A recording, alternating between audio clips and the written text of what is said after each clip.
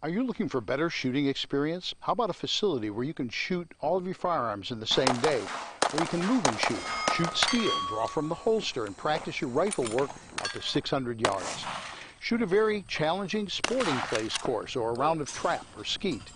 You can do all that and much more at the Aurora Sportsman's Club.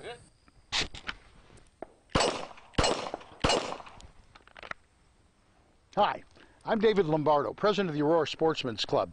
If you love the outdoors, you'll want to know all about Northern Illinois' largest outdoor shooting facility, the Aurora Sportsman's Club. If you're a novice looking for a basic course, an experienced shooter looking for an advanced course, or perhaps you want to participate in your favorite shooting event, or just spend an enjoyable day with a family, the Aurora Sportsman's Club is the only shooting facility in the region that offers all that and more. Interested? Then you won't want to miss the next orientation and tour of the Aurora Sportsman's Club. Call, email, or visit our website today to find out how you can become part of a better shooting experience at the Aurora Sportsman's Club in Waterman, Illinois.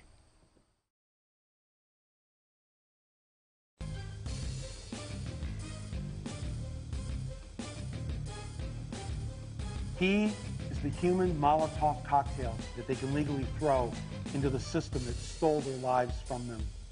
So we're going to create a new government that serves you, your family, and your country. It's time for On Target Radio, Chicagoland's only radio show dedicated to the red meat issues that affect your life, from gun control to freedom of speech. Now, debating, debunking, and discussing today's hot issues, here are your hosts, David Lombardo and Gretchen Fritz. Welcome to On Target Radio. Tonight, David's rant of the week is, maybe the French had it right after all, with David and Gretchen talking about more gun control. Then, a recap of Congressman Bill Foster's town hall, London's murder rate tops New York City, and finally, the village of Deerfield passes an ordinance banning assault weapons. Should residents be worried?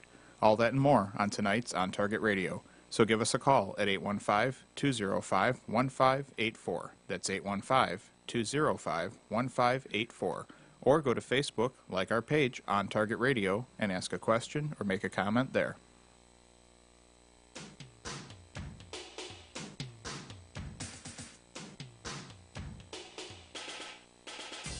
And now, from the seething cauldron of personal opinion, it's time for David's Rant of the Week. I love speaking English because it's a living language. French, on the other hand, isn't really a living language. France, without a doubt, has the most extreme, prescriptive, interventionist, and purist attitude toward the use of a language in the world. The French actually have the Académie Française, or in English, the French Language Academy, which is a hell of a lot simpler to say. The Académie Française takes long stretches of stupidity stringing French words together to say something simple if you just adopted the foreign word into the language. But oh, no, not the French. They are purists to the core. For instance, take le petit déjeuner est servi à partir de 7 heures. It means breakfast at 7. By the time you say it, it's time for lunch. The Académie Française has been policing spelling and vocabulary since the 17th century. And then, of course, there is Latin. Latin is dead as an armadillo on a Texas highway in July. End of story. But English is a living language. Unfortunately, that can be a two-edged sword, which brings me to the point. Gretchen, Eric, and I attended Congressman Bill Foster's gun violence prevention discussion earlier this week in Naperville. Approximately 200 people attended the event, with about a quarter of them being pro-gun. Foster is the 11th District Representative in Washington and is a self-proclaimed only Ph.D. in Congress. Once again, proving having a Ph.D. doesn't guarantee you have the common sense to come in out of the rain. Foster's lineup for the open discussion on gun violence prevention had a cast made up of the usual suspects. Dr. Karen Sheehan is the Lurie Children's Hospital Professor of Pediatrics, Emergency Medicine, and Preventive Medicine. Sheehan collects violence data in the state of Illinois and suggests it indicates the need for common sense gun control. She also somewhat reluctantly admits most of the government agencies that generate that type of data don't share it, thereby making her study questionable at best. I took umbrage at her study and casually remarked, admittedly, well, maybe 90 decibels above sotto voce, that the study was pretty much crap. The guy next to me, clearly a member of the Birkenstock Mafia, said in a hostile voice, "You don't even belong here. Be quiet and show respect for the speakers." To which I responded, "Oh, like liberal students on campus when a conservative is there speaking." Next in the lineup was Marsha Lee of Blue Island. Look, I am not going to take a free shot at a woman who lost her 20-year-old son, who is not a thug or a gang member, to gun violence in a botched robbery attempt. However, shame on Foster for putting her on the stage to begin with just to gin up a sentiment for an anti-Second Amendment cabal. But then liberals have never suffered from conscience, good taste, or the will of the people, for that matter. Foster raised a voice in indignation. Well, actually, he whined in indignation. Anyway, it's wrong when the Republicans prevent us from taking a vote on an important issue such as gun control. It undermines the democratic process, he said. Yeah, like that's a real stranger to the upper and lower chambers of Congress when the liberals are running the show. And it's not just Congress. The village of Deerfield just approved an assault weapon and large-capacity magazine ban, despite scores of citizens testifying they opposed more gun control, and despite it violates state law. The city council vote was unanimous in favor of the ban. After listening to Lee's heart-wrenching story came the two highlights of the evening, two high school students who helped organize walkouts for gun control at their respective schools. Foster fawned and called them leaders in the quest for common-sense gun control. So just to be sure everybody understands what's happening here, a duly elected Democrat to the United States Congress is suggesting that two high school children who organized ditching class under the guise of promoting gun control are pillars of the community and experts on the Second Amendment. Okay. I get the children's brains have been cleansed of reality as a byproduct of one too many Tide Pods the week before they became firearm experts. But what's Foster's excuse? Too much medical marijuana? A member of the U.S. Congress believes children should be setting government policy of the right to bear arms according to the Second Amendment? The two dweebs preached to the audience about the virtues of gun control, and I do mean preached. In addition to everyone else that spoke, these two continued to use the sentence, "It is exactly this type of dialogue between both sides of the gun control issue that will help us find an acceptable solution," unquote. Mind you, there wasn't a single pro-Second Amendment speaker, and the audience was not allowed to ask questions, though we could turn in a card with a question and it might get read and answered. It didn't. The event ended with Foster saying what every speaker had said before him. This open dialogue between both sides of the issue is healing and will hopefully help us find a common ground. Knowing holding up my hand to make a comment would go unnoticed for so long, I would probably suffer deep vein thrombosis before I'd be called upon, I simply loudly stated, "This is not an open dialogue, this is a lecture," which torched off the Birkenstock Mafia guy next to me again. But this time I got a finger thump on the chest. And I looked intently at him and said, "I always teach my students to be careful who they piss off because you never know what that person is capable of doing." He was the second person in less than an hour that chose to move to a different seat. The moral of the story is that English is a living language, which allows liberals to redefine the definition of open discussion, which then leads to purported agreement by both sides to implement more gun control without the nasty business of actually listening to what John Q. Public really thinks. George Orwell would be proud that he predicted this cultural phenomenon, which he called newspeak, 69 years ago. It may just be that the French have the right idea, after all. And that, Gretchen, is my rant for the week. Yeah, it's been a busy news week. Yes, indeed. Especially for well, I can't say the Second Amendment because London is not in America. Is there still a Second Amendment? So far, so good. Oh, okay. Yeah, as of this moment. But yeah, I had a hard time narrowing down what we should talk about tonight because A lot of stuff. There's a lot of stuff. This article in Town Hall by Kurt Schlichter is really kind of hits the nail on the head. We're wrapped up in Second Amendment. They want to take our to us. This is like the end game. Oh, yeah. We're very wrapped up in the Second Amendment. But the reality is liberals don't really give a rat's butt about the Second Amendment. What they really care about is the First Amendment. Well, but it's both, because they're both on the list. Well, but the point is the end game is you have no freedom of speech. You have to do what they say. Right, but they know. They can't get that. Right, as they long know as- that Yes, they know exactly. that they have to get rid of the Right. guns before they can take away all of our other Exactly. rights. That's exactly what it is. And so it isn't that, to them, it's not the Second Amendment. That's an annoyance that they have to just get rid of. It's an obstacle, So they can yeah. get to where they want to really go.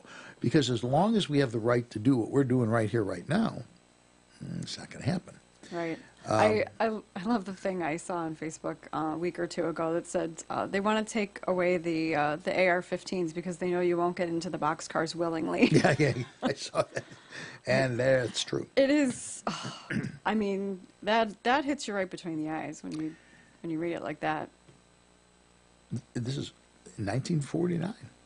It is. Orwell wrote about everything that's happening. Mm-hmm. And remember, well, no. of course you don't. Although it was like 36 when they disarmed the Jews. I mean, Right. But that's what he was looking back on and what Right. had happened and predicting going forward. Because here's the thing, if you think about it, and I hate to say this, but if you think about it, the ultimate devolution and destruction of a free society is almost inevitable. I mean, Oh, yeah. realistically, it's almost inevitable. we can't keep it forever. No, because as long as people can vote themselves whatever they want, those people who are the hard workers are eventually going to be marginalized, replaced by people who just don't feel like working and are willing to let you do it. And when that happens, we start to get disgruntled. Well, then we can't have anything to defend ourselves with because maybe we won't be giving them free stuff anymore. I mean, it is the second law, I never can remember which law, of thermodynamics, Doesn't matter. whichever it is, which talks about It's entropy. it's entropy. But what that means is things pretty much start as good as they're going to get, and over time get worse. They don't get better. And the example they always use in books is the sandcastle. You build a sandcastle, it's beautiful, but it slowly erodes. It never gets better. It gets worse. Right. And that's really what's happening. And I can't remember who said it. Some famous politician said it. You know, this is a wonderful thing if you can hang on to it. Exactly. And I think it might have been Benjamin Franklin. it could have been. And then we have this kid in Britain, which I actually, as you know, tried 3 times to see this video. It's apparently his girlfriend's dog saluting Hitler. Now, I can't see what the big deal is with that. But we'll chat a little bit about him when we come back and a couple other things because it has been a busy week and it hasn't been a good week. No. So there's all that and more. We'll return with more On Target Radio.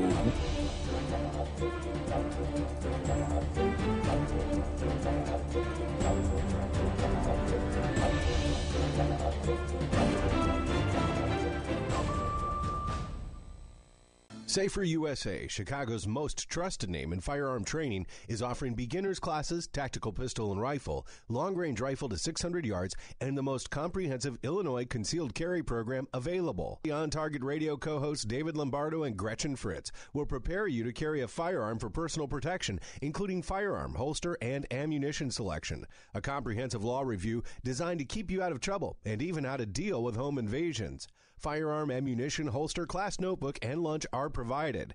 Safer USA and the Aurora Sportsman's Club invite you to participate in this one-of-a-kind Illinois concealed carry program that also qualifies you for Florida, Utah, and Arizona non-resident permits. Find out what over 6,000 students already know at saferusa.com. Or call 815-741-3474. That's 815-741-3474. Safer USA. Choosing to own a firearm is your business. Teaching you to own it responsibly is ours. Do you dread writing? Is it challenging to find just the right words to get your point across? Do you put off developing marketing materials because you just don't know where to start? You get one chance to make a first impression, and my editor, Creative Business Services, can help make it a strong, positive one. Hi, this is Gretchen Fritz, co-host of On Target Radio, and I'd like to tell you about My Editor, a business I started to help you overcome those concerns. What you're experiencing is very common. My Editor has helped business owners, candidates for political office, and even authors and public speakers. At My Editor Creative Business Services, we can simply edit your existing work or help you develop an entire writing plan of action from initial project design through final copy. We are easy to work with and will help you get your point across in the most effective manner. If words escape you, send me an email at myeditor@mail.com. Use my editor, Creative Business Services, and go to print with confidence. That's my editor at mail.com or find us on Facebook.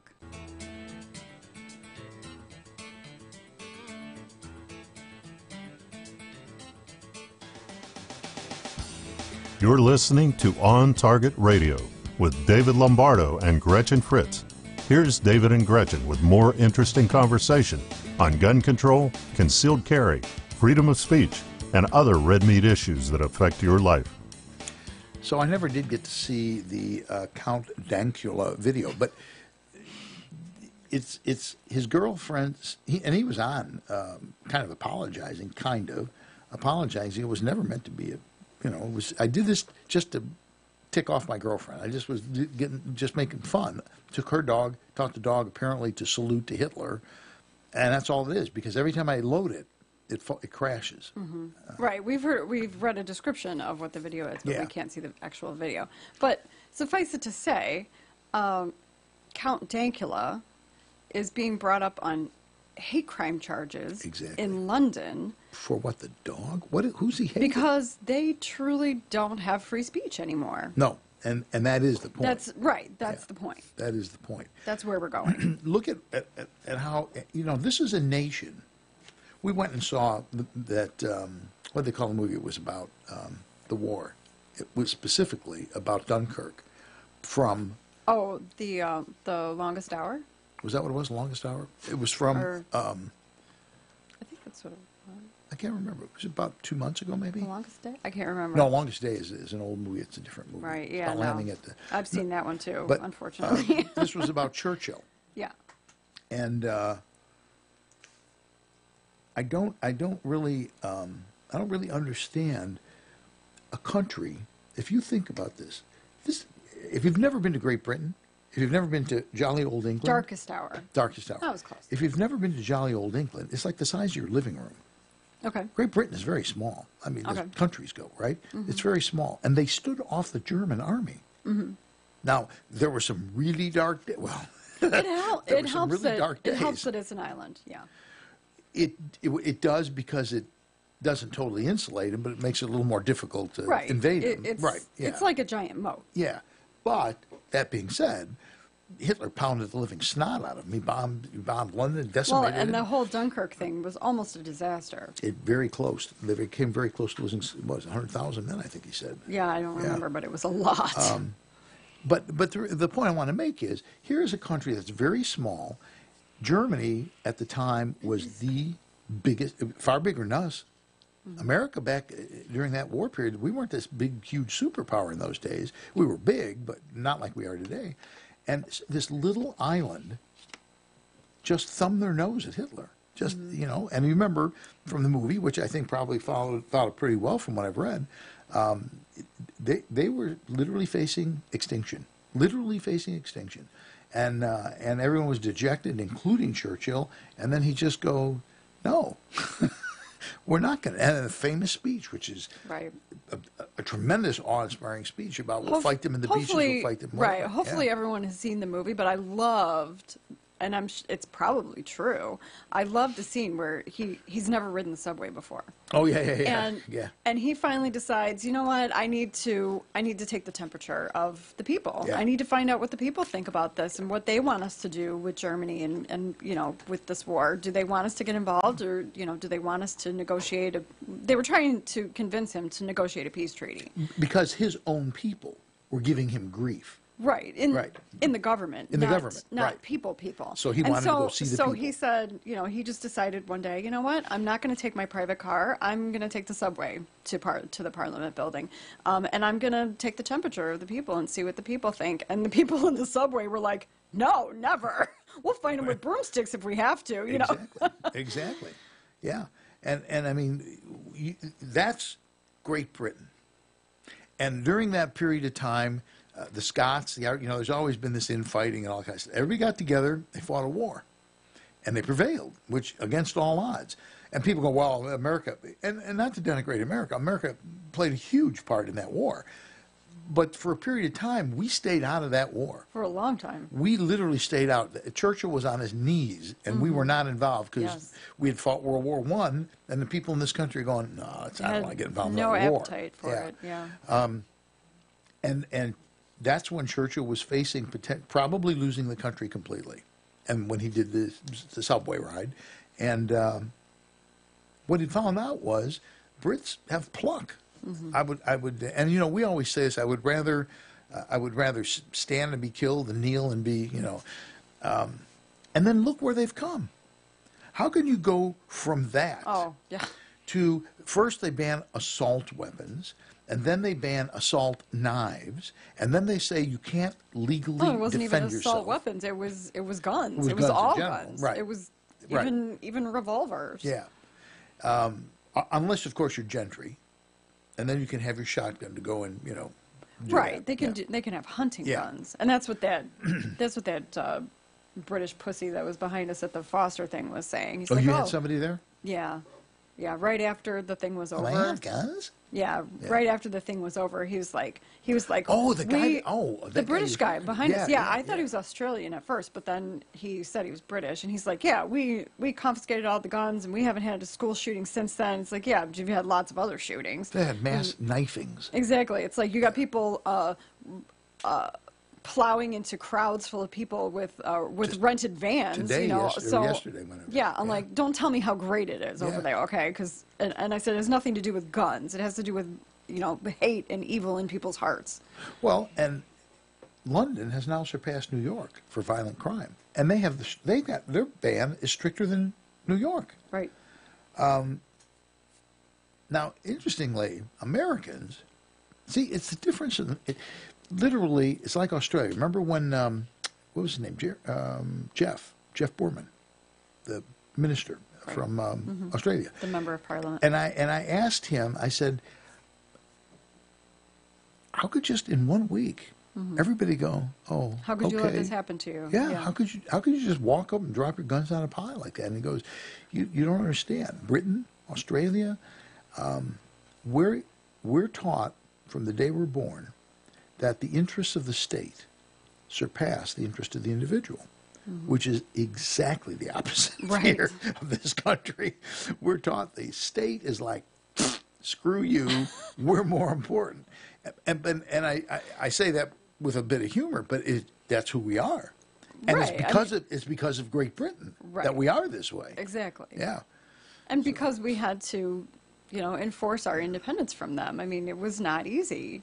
It was not easy getting independent from them. And so, but yeah, it is, apparently, it's just a completely different mentality. And that's what I really ended up telling the guy was, you know, when we were talking to that Australian guy and they have confiscation and he pointed out, you know, he basically said, first of all, don't do what we did. And second of all, we don't have the Second Amendment. You know, you're the only country that has that, and you know, you definitely have to cherish it. And so, you know, I think that people from, and you know, after like yesterday, I was thinking, you know what, I should have told that guy. I should have told him, if it's so effing great over there, why don't you just go back? Yeah, That's what I wanted to tell him. And take Piers Morgan with you, who I think can't go back, if I'm not mistaken. People also like to cite, you know, there are countries, Obama, there are countries very much like ours, our allies, our friends, who have implemented gun control, and they have no shootings. Take Japan. Okay, let's take Japan. I've worked there. Japan, the Japanese people are nice people, but they're the most incredibly repressed people in the world. They are so anal retentive, it's beyond belief. I mean, it's like, and you know, you hand them a business card, they study, They have a lot of rules. Never, ever, ever, ever do you embarrass another person or do you call them into question. And so you want to be like them? Here's what they have.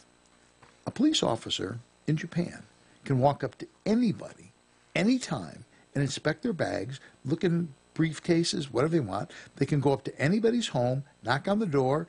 They're very polite. People accept it because this is their culture, and they can go in and look around the house. So if they have any suspicion that there's anything at all, they have a right to just go in. They don't have a warrant. They have a right to just walk in your house. Now, they're agonizingly polite, But the people are agonizingly repressed, and they go, hi, okay, and they bow and they defer and they let the guy in. Right. Can you see that happening in this country? No. That's never going to happen in Not this with country. most of the people I know, anyway. I mean, I'm sure there's a few people who would, let that happen, but most of the people I know, no. No. Let me think about it. No. No. And in concealed carry, Ed's got a section, a slide or two in the concealed carry presentation about police who want to search, and whether it's your vehicle or your home, and how you should deal with police who want to search. And Illinois allows you to passively resist. You don't have to, if the police come and knock on your door, just because they knocked on your door doesn't mean you have to open it. If you don't open the door, they got to have a warrant. Right, exactly. And same thing, people are shocked. But as a former police officer, I 100% know this is true. People are shocked when I tell them, if a police officer asks you, may I search your vehicle? The correct answer is no. He doesn't. If he asks, it's because he doesn't have the right to do it. It's because he doesn't have probable cause. Exactly. And people go, well, how do I know the difference? I'm like, oh, let me tell you what the difference is. I have probable cause.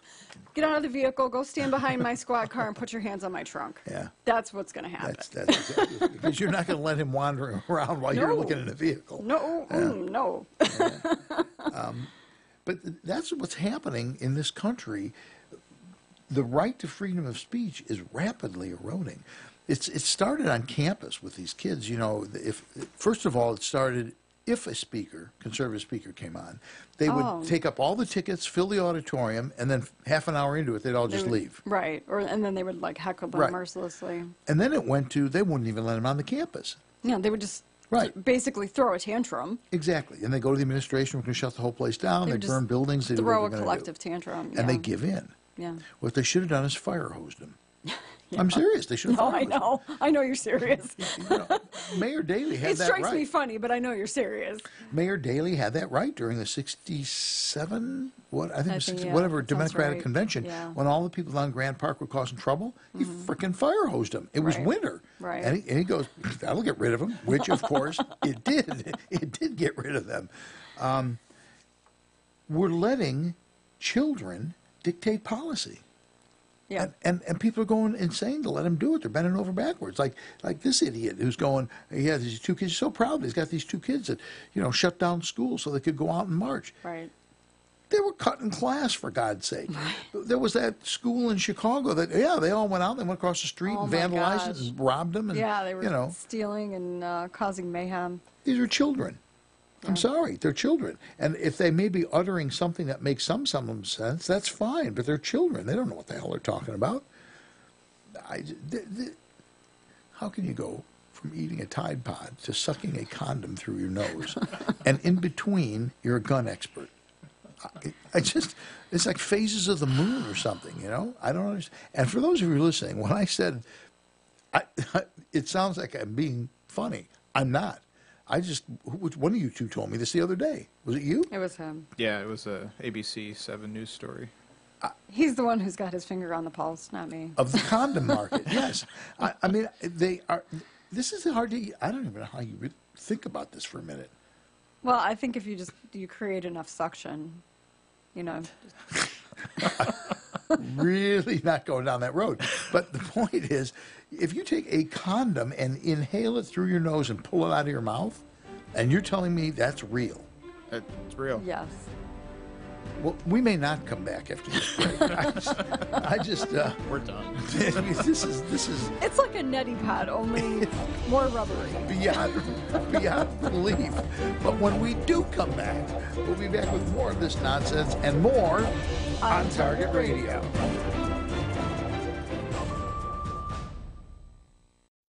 Hi, I'm David Lombardo, co-host of On Target Radio, and I'd like to offer you a partnership opportunity. For over 4 years, On Target Radio covered the red meat issues that affect your life, from gun control to freedom of speech, on AM 560 The Answer. But a 1-minute commercial was $200, making it tough to find enough sponsors. So last November, we left AM 560 and began podcasting.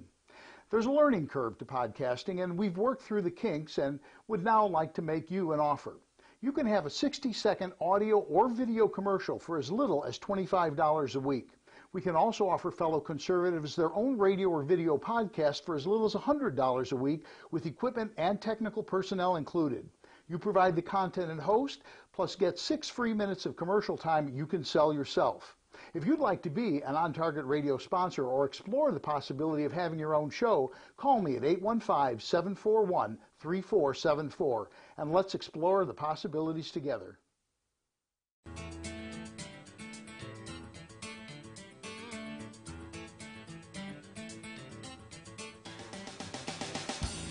You're listening to On Target Radio with David Lombardo and Gretchen Fritz.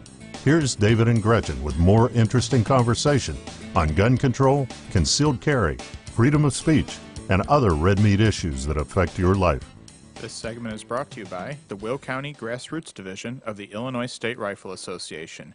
Now, more than ever, with so much anti-Second Amendment propaganda being generated, it is crucial that every firearm owner in Illinois be a member of the ISRA to support its lobbying mission and protect your Second Amendment rights. Meet like-minded friends to hear a great speaker, get an update on what's happening in Springfield, and to support your right to keep and bear arms in Illinois. Join us at 7 p.m. on the third Wednesday of the month at the Silver Dollar Restaurant in Elwood, Illinois. Did you write that? You wrote that. I thought it sounded pretty good. You don't have a spare condom, do you? I don't. There's sort of this temptation to, I don't know. You know, they always talked about kids don't stick beans in your nose. Mm-hmm. We've graduated, haven't we, from that? We're far beyond that. Well, I mean, 3-year-olds still do that. Stick beans in their nose? Various rigid objects, yes. I did see a meme, though. Apparently, someone made a meme. They have Tide Pod scented condoms now.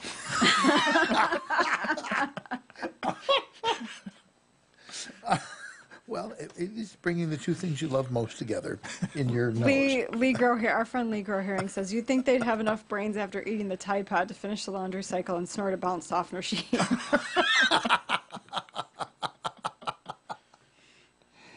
Really, seriously. We've been doing the show for now 6 years, I think. Did you ever think there would be a show where we would put nose and condom and Tide Pods in the same sentence? No, never. Never, ever. This is adult humor, and it's not suited for young people. We probably should have a warning at the beginning of this is programming meant for Or adults. we could just have a visual and go, and that would tell them what it is. Don't try this at home. Don't. You want to say some more about London? Well, don't you want to do Deerfield first? I can do Deerfield. Because you were talking about Deerfield. Oh, with and condoms, ranch, I can so. do it. I can do Deerfield. So, the thing is, I know the right buttons to push on her. That's the thing. The really important thing is I can just, gross her out if I have to. And that's hard to do. She's tough. Deerfield. So, our dear friend Ed Ronkowski used to listen to us all the time when we were on AM 560. He doesn't listen to us anymore, I don't think. He doesn't like watching. He would rather just be theater of the mind. Yeah, it's he drinks his cognac or whatever. Right, exactly. He likes to drink his brandy. I think I know these people. Deerfield, just to show you the level that they will sink. First of all, they did have some people that spoke in support of it, but a lot of people stepped up to the mic and go, "You don't mind?" And Well, that's interesting because I had read somewhere that they didn't let people talk. Oh yeah. They absolutely did. Oh, okay. Yeah, they. You have to. It's a public meeting. You have to allow citizens to speak. And a lot of people got up and said that. Which reminds me, just to take a little off to the side. Detour. Did you see the black guy? I don't remember who he was addressing. Yes. It was New Jersey or somewhere. It was South Carolina. That's it, exactly. Yeah. Did you see him? Yeah. Yeah. He was really that good. was good. And Yeah. Ed sent it to some people, and I saw Ed teaching his long-range rifle class yesterday when I came in, and he asked me if I'd seen it, and I said yes.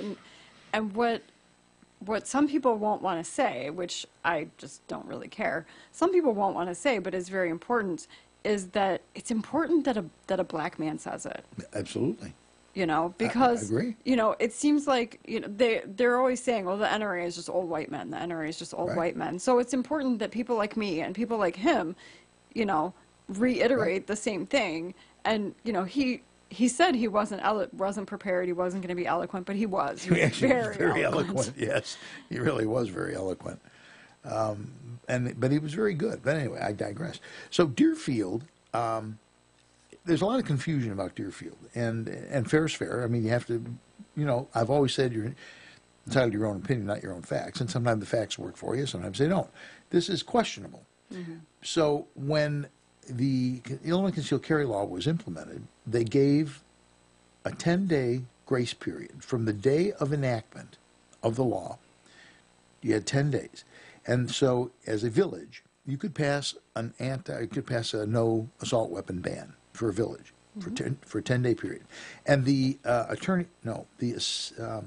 assistant governor, whatever, lieutenant governor, actually sent out a letter to every municipality in the state of Illinois with a copy of the Cook County assault weapon ban and said, vote this in now. Well, only about 10 or 12 towns actually did do that, but the interesting thing here is Deerfield didn't do that. What they did is they enacted an ordinance, and I'm pretty sure my recollection is that covered both transportation and storage, but it was an assault weapon bill, ordinance, that talked about storage and transportation. I'm pretty sure that's what it was, but it wasn't an assault weapon ordinance, but not banning them. What they've done now is they say, we're not enacting a new ordinance. We're just going back and amending an existing assault weapon ordinance. Now we're banning them. Now, you know this is going to court.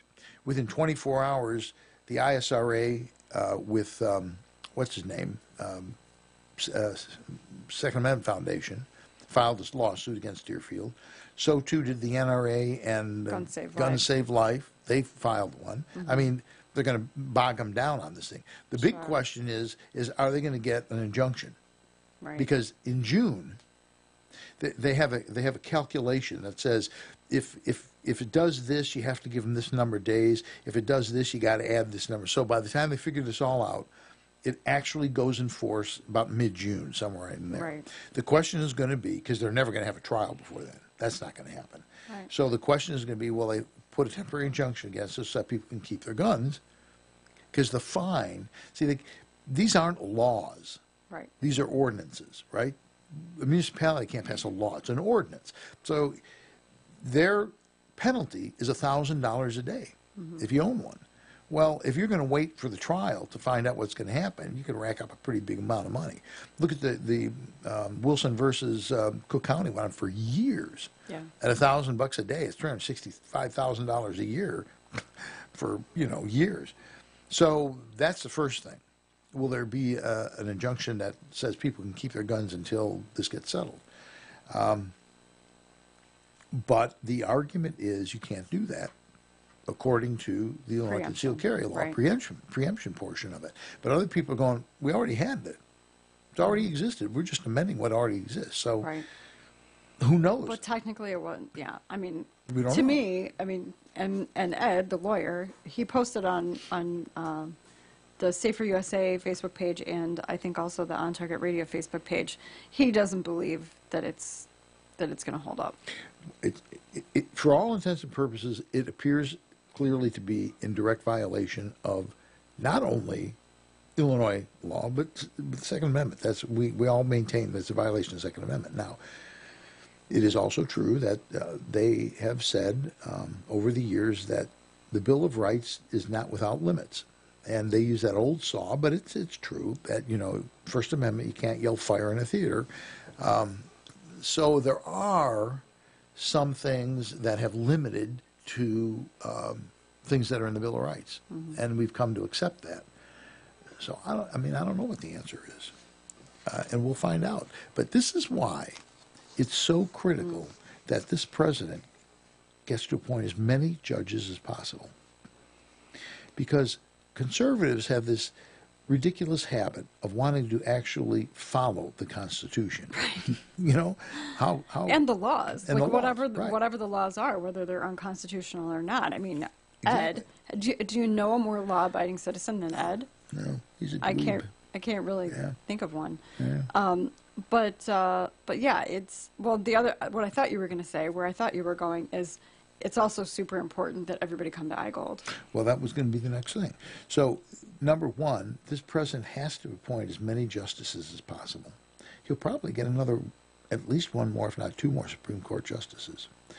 But the real meat of law is not at the Supreme Court level. It's at the appellate level. Mm-hmm. And that's the one where you really want to stack them, because that's the thing that keeps coming up over and over and over again. They get to the appellate, and the Supreme Court can't possibly hear all the cases that they're requested to hear. No. So the really important appointments are at that level. Mm-hmm. So we have 2 minutes to talk about London. So one of the big things that happened this week is that London surpassed New York City in violent crimes.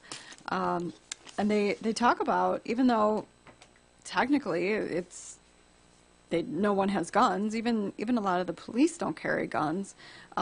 They've described a drive-by shooting. There's just all these shootings going on. And then they're saying that the killings are part of a surge of firearm and knife crime in England and Wales. Wait, they don't allow guns? Or knives? Or knives, right, exactly. Having stripped the law-abiding of the most useful means of self-defense, activists and government officials now busy themselves with knife control. Having collected a reported 100,000 knives so far, and they're saying that their goal is to collect 1 million. It's nice to have a collection. Why don't they pick up stamps? Yeah. So the thing here is, boys and girls, Uncle David this is the theme for the day.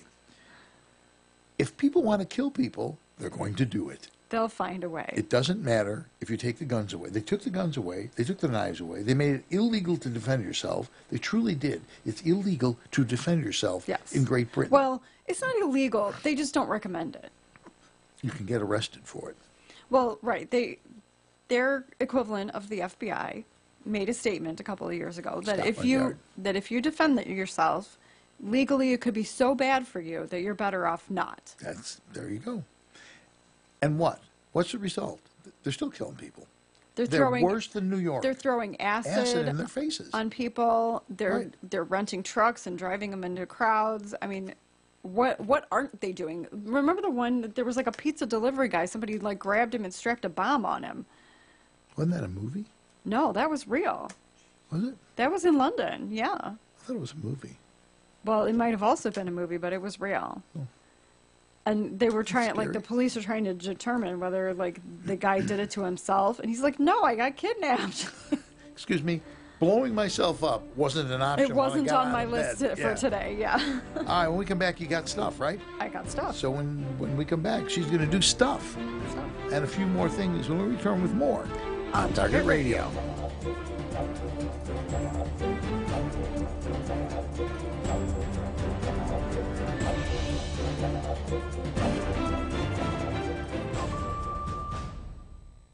Safer USA, Chicago's most trusted name in firearm training, is offering beginners classes, tactical pistol and rifle, long-range rifle to 600 yards, and the most comprehensive Illinois concealed carry program available. The On Target Radio co-hosts David Lombardo and Gretchen Fritz will prepare you to carry a firearm for personal protection, including firearm, holster, and ammunition selection.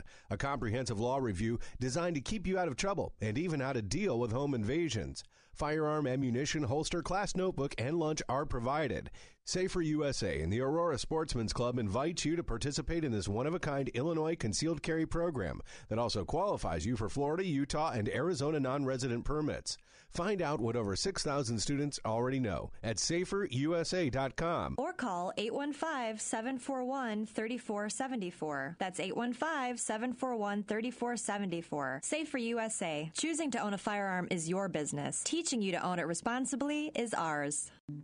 In need of a ride to O'Hare or Midway Airport? Well, look no further. The Yellow Checker Cab Company is the cab company for you. With the Yellow Checker Cab Company, you will always be greeted by a friendly face and arrive safely and on time for your flight. Start your trip off right by taking advantage of one of their limos, shuttle vans, cabs, or courtesy cars. And airport trips are not all they specialize in. This 24-hour cab service will pick you up anytime, any day, for any occasion. From bachelorette parties to school dances to just a night out with friends. Yellow Checker Cab Company has the best rates in town. So sit back, relax, and leave the driving to the professionals. Once you experience their fast and affordable cab service, you'll be a customer for life. When it comes to cab companies, be sure to choose Yellow Checker Cab because you have the right to expect certain things from your cab company. For further information or to book your trip today, call 815-744-2900. That's 815-744-2900.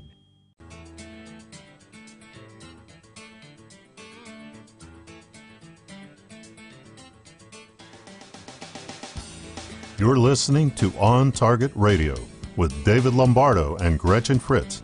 Here's David and Gretchen with more interesting conversation on gun control, concealed carry, freedom of speech, and other red meat issues that affect your life.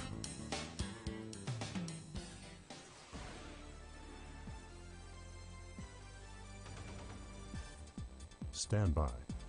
Here's Gretchen with your action items for the week.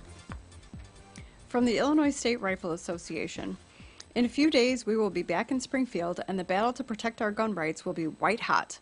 The first thing we must do is prevent the Illinois House and Senate from overriding the governor's veto of HB 1657. Please contact your legislators immediately. All of the following bills deserve a no vote. HB 1467 bans bump stocks and rolls back municipal preemption on banning long guns. HB 1469 bans all magazines over 10 rounds and makes it a felony for sale, purchase, or possession of high-capacity magazines and body armor. HB 1465 increases age to 21 to possess or purchase a rifle.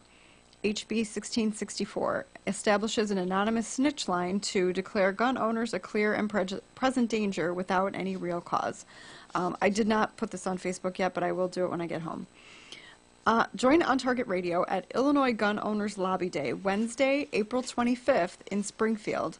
Block out the date, put in your day off request, plan your carpool. Do whatever you have to do to be in Springfield on April 25th.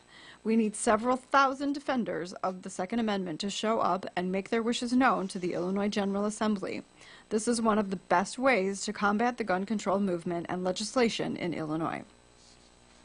The following Safer USA classes are at our facility in Waterman.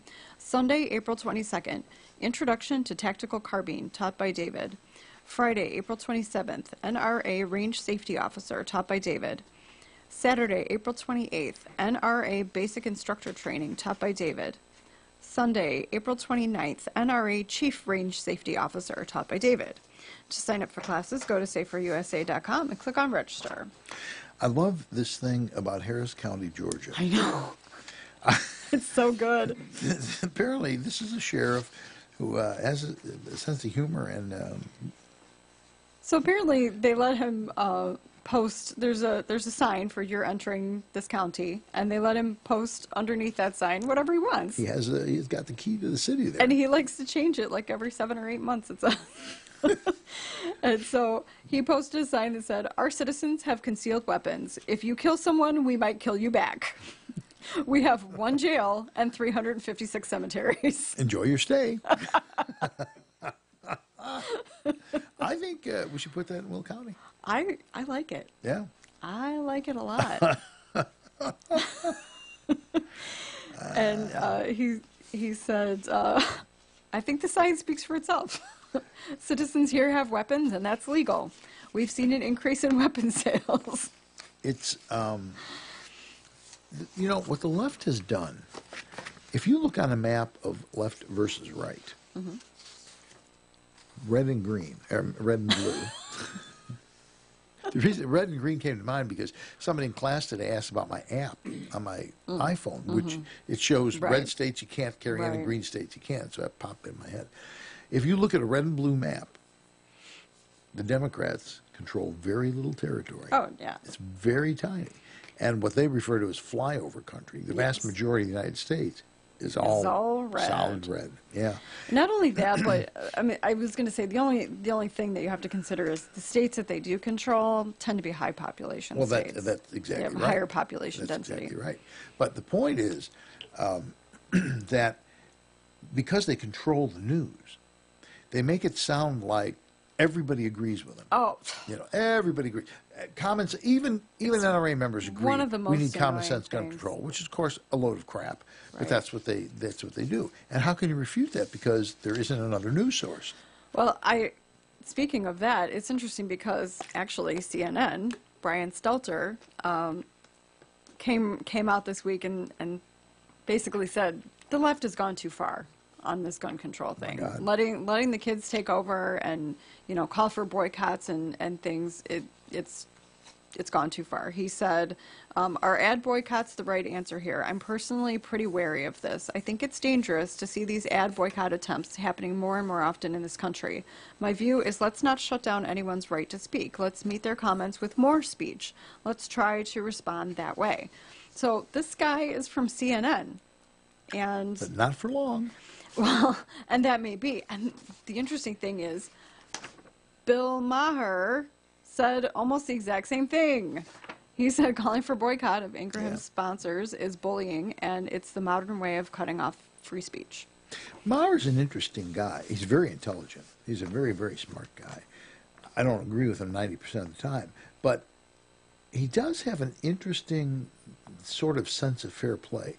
I mean, he'll beat you up, but he'll let you beat him up. I mean, he'll let you talk. And he's one of the people that he actually will have conservatives on his show. That's exactly and he lets my point. them, like you're saying, he lets them talk. He'll let them talk. Now he'll beat them up, but they'll beat him up too. Right.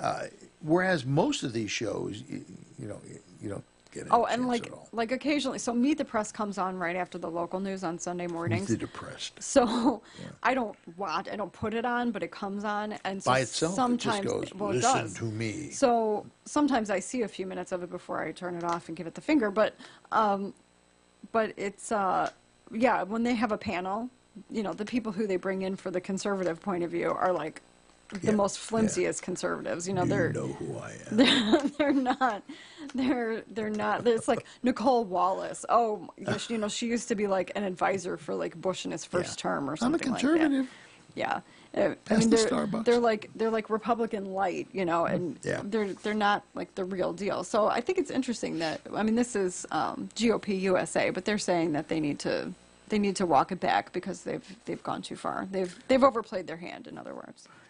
What's interesting is it turns out the press has been predominantly liberal forever, but they were very good at not showing it. And this awakening hit me with Walter Cronkite. Right. There's no way I would have thought Walter Cronkite was. I didn't even think of it in those terms. I don't know that I thought he was a conservative. I just would have never thought he was really liberal. Well, because they used to teach in journalism school that you're not supposed to present things in a biased way. Which is exactly what Walter Cronkite would do. That even though we all have biases, you're not supposed to air those. Right. And that's what Walter Cronkite did. And I've said many times that Charlie Rose, for the most part, I've seen him once or twice do it, but for the most part, Charlie Rose, who was liberal, when I first found out he was liberal, I was surprised because I'd seen him interview a lot of people. He's like Johnny Carson used to be, except not funny.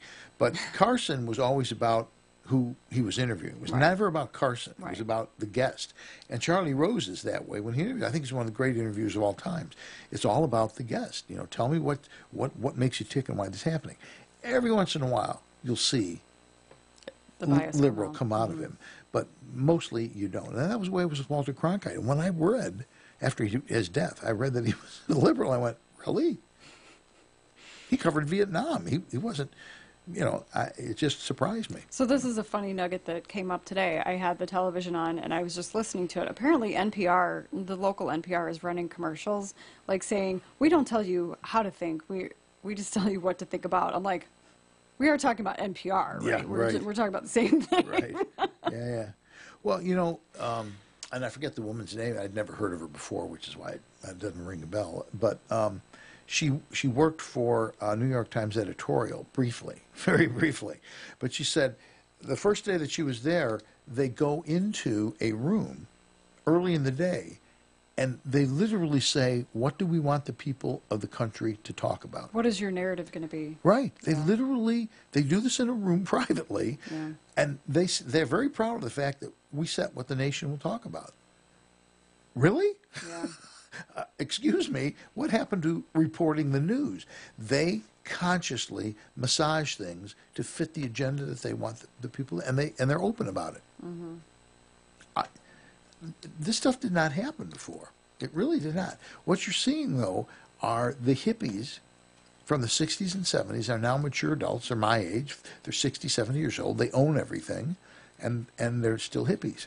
And they're still trying to change the system and get socialism. I think most of the people that we saw in the park in Frankfurt a couple of weeks ago, I think they weren't kids. That's who they were. I mean, right? Exactly. They were in their 60s and 70s. They were older. They bill this as the children are rising up. They were like the grandparents of the children. Yeah, they're not rising up. The only young people there were on the stage. Yeah.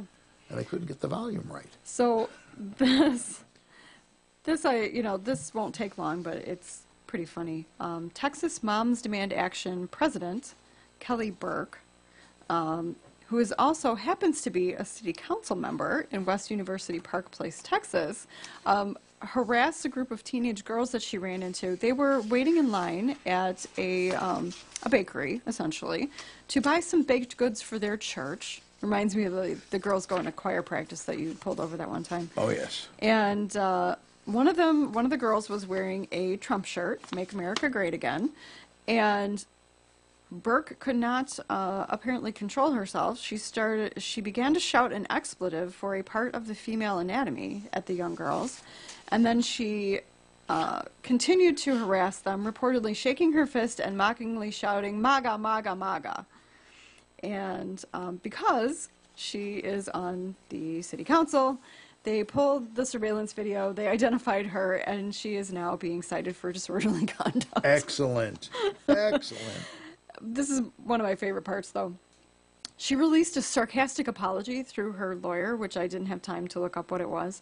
And the mother of one of the victims didn't appreciate the sarcastic apology, so she said, if a T-shirt triggers such strong emotions, one should seek therapy. Well, you know, Mike Sakoff, our old account rep at AM 560, I've always said, you know, liberalism is a mental disorder. Yep. And more and more, it's pretty obvious that there is something weird going on in people's heads with some of the stuff they come up with. Because if you read what they're saying about us, lawless, excuse me, what was the last riot? When was the last riot? They're calling us fascists. Yeah, when was the last riot that we burned buildings, stole TV sets, We're and the rolled over cars? opposite of fascists. Exactly. What are you talking about? And that's what they call us, fascists. Yeah, and they go, excuse me, you have not read the definition It's like, of fascist. you clearly don't know what that is. You're the fascist. Exactly a fascist. That is what you are. And they call themselves Antifa, which is anti-fascist. Exactly. And it's like, you're clearly very confused, which logically leads to eating Tide Pods and snorting condoms, apparently. Really, that's a picture that is never going to leave my mind. It's just never, ever going to... Just seeing a condom go like that. I once saw somebody do it with dental floss, and I thought that was pretty weird, okay? They went... And I went, See, I told you, if you create enough suction. Oh, that's just disgusting. And now they're doing it with... God, are they lubed? Well, if the picture won't leave your mind, wait till you see the video. I was going to say, he doesn't believe it. He needs to watch the video. I believe it. I don't need to watch the video. Exactly. I believe it, too. So I just have one more quick hit for you, but it goes right along with the mental illness that we're talking about. Hit me, baby. Michelle Obama says Hillary was the best qualified candidate in history. Particularly when you pair it against her husband. I didn't even read the article. The headline was enough for me. That was enough. I'm done. Drop the mic. I don't mean to be unkind about people, but if you look at all the first ladies in history, now Barbara Bush looked like somebody's grandma, but she looked like a pleasant grandma. Yes. Right? You know, if you look at all, she looked like a tough grandma, actually. Well, yeah, but if you look at them, they were in their own way attractive. Michelle Obama was not. She had some issues. Yes. The woman has an underbite. Oh yes. Which You could store your underwear in there. generally not considered attractive. So, I mean, really, when she was like in high school, she needed to have maxillofacial surgery and like fix that, But did not. but didn't. And then you top that with the fact that you have people choose clothes for you that are just west of hideous. Well, some of them were really classically ugly, yes. I mean, the woman is built like a linebacker, first of all. Yeah, which leads us to what not Phyllis Diller, Joan Rivers said. I don't about remember. being transsexual. Oh. We'd like to thank you for taking the time to listen to our transsexual show tonight, and we appreciate if you tell your friends about On Target Radio and sucking condoms through your nose. Speak for yourself. We'd also like to thank our engineer, Eric Allen, and our sponsors, the Will County chapter of the Illinois State Rifle Association, Yellow Checker of Joliet, my editor, Creative Business Services, the Aurora Sportsman's Club, and Safe for USA. And finally, we hope you listen next week when we cover more Red Meat Issues That Affect Your Life and a video on condom sucking.